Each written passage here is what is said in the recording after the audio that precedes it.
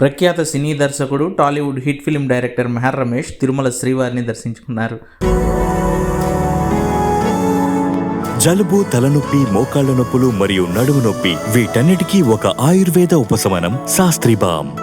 Pawan Kalyan deputy CM కావడంతో మొక్కు తీర్చుకోవడానికి తిరుమలకు వచ్చానన్న ఆయన తన నెక్స్ట్ సినిమా ఏంటో కూడా అప్డేట్స్ ఇచ్చారు. నమో వెంకటేశాయ.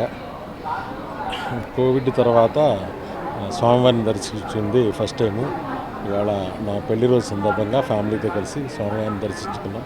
ఏర్పాట్లన్నీ చాలా బాగా చేశారు. అద్భుతమైన దర్శనం జరిగింది. పవన్ కళ్యాణ్ గారు డిప్యూటీ సీఎం అయిన తర్వాత ఫస్ట్ టైం గుడికి వచ్చాము. సో ప్రభుత్వం బాగుంది. చంద్రబాబు నాయుడు గారిది, పవన్ కళ్యాణ్ గారిది సఖ్యత చాలా బాగుంది. స్వామివారి దయ వల్ల. నెక్స్ట్ ప్రాజెక్ట్ திருமலையில் அரசியல் சார்ந்த உரைகள் நிகழ்த்துவது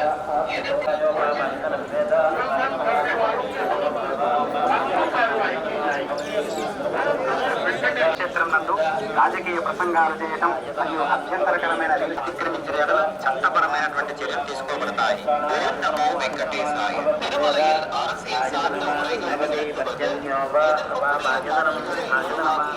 சமூக ஊடகங்களில் பதிவிடுவது கடுமையாக தடை செய்யப்பட்டுள்ளது.